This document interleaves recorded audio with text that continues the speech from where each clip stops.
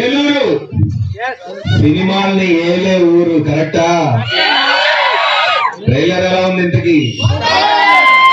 ఇక్కడ ఉన్న wild animals కి కావాల్సినవి అన్ని ఉన్నట్టు వాళ్ళు ఫీల్ అవుతున్నట్టు నాకు అనిపిస్తోంది. చాలా మంచి కథ ప్రేమ గురించి.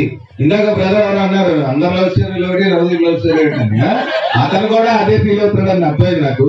సో బేసికల్గా అందరూ రిలేషన్స్ లో ఉంటారు, ఎక్కడో చోట చిన్న నువ్వేంటి ఇలా ఉన్నావు, నువ్వు నా గురించి మారాలన్న డిస్ప్యూట్లు వస్తాయి, అమ్మాయిలకు కానీ అబ్బాయిలకు కానీ.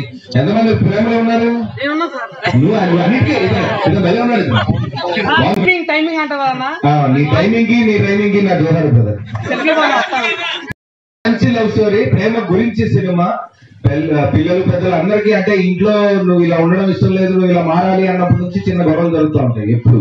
సో ఎందుకు ఈ గొడవలు ఇలా ఉంటున్నాయి? మనుషులు అందరం అంటే ఇప్పుడు ఫస్ట్ ప్రేమిస్తాం, తర్వాత ఎక్కడో వడ్డీ డబ్బులు ఇచ్చిన వాళ్ళగా నువ్వు నాకు ఇది ఇవ్వాలి, నువ్వు నాకు ఇది ఇవ్వాలి అని. ప్రేమించడం అంటే ప్రేమని ఇవ్వడం, ప్రేమ తీసుకోవడం, అడగడం, ఇలా ఉంటేనే ఇస్తానని చెప్పడం కాదు కదా కండిషన్స్. అలాంటి మంచి పాయింట్ తో తీసుకొని చేసాం. అది పోతే ఇంకా మీకు కావాల్సినవన్నీ ఉన్నాయి అనుకోండి సినిమాలో, అర్థమైపోతుంది. బాగా ఫాలో అవుతున్నాం. సో పాటలు కూడా చాలా బాగున్నాయి, రెస్పాన్స్ చాలా బాగుంది. అంటే సినిమా రిలీజ్ తర్వాత వెళ్తారు మామూలుగా జనాల్లోకి, ఎలా ఉంది చెప్పండి అని. మాకు మా ఆశ కోరిక ఏంటంటే ఇంత మంచి పాయింట్ మీ దగ్గరికి డైరెక్ట్ గా ముందే తీసుకెళ్ళాలి.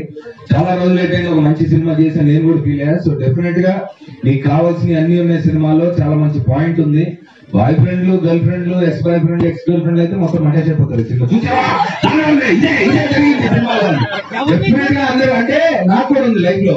మనం మొదట్లో అంతా బాగానే ఉంటుంది, దేవి ఐ లవ్ యూ అంటాం, ఎస్ బాబు ఐ లవ్ యూ అంటాం. తర్వాత ఎక్కడో రాత్రి నువ్వు 10 నిమిషాల్లో మాట్లాడు, ఫోను పవర్ గంట పెట్టేసావు, ఇలాంటి గొడవలన్నీ ఈ పులిహోర పంచాయతీలన్నీ స్టార్ట్ చేస్తుంటాం మనం ప్రేమలో. అదే ఉంటే ఆ మాట ఎందుకు కానీ ఫ్యామిలీస్ లో అలాంటివి. నీది కాదు అడిగింది, అమ్మాయి ప్రేమ పంచాయతీ. సో ఎలా ఉండాలి, దీనికి ఏంటి సొల్యూషన్ అని మా డైరెక్టర్ ఇంత మునుపు బాహుబలికి ఆర్ఆర్ఆర్కి రైటింగ్ టీమ్ లో పనిచేశారు విజేంద్ర ప్రసాద్ గారి దగ్గర. సో మంచి పాయింట్ తీసుకొని కమర్షియల్ ఎలిమెంట్స్ తో తీసాం. మరి రిలీజ్ అయిన తర్వాత మరి అమ్మాయి మరి మీరు థియేటర్ లో వేసి సరిపోలేదంటే మరి మాకు సంబంధం లేదు. మరి ముందే చెప్తాం, మల్టీప్లెక్స్ వాళ్ళకి డెఫినెట్ ఇంకా తగ్గించుకోండి. Okay okay,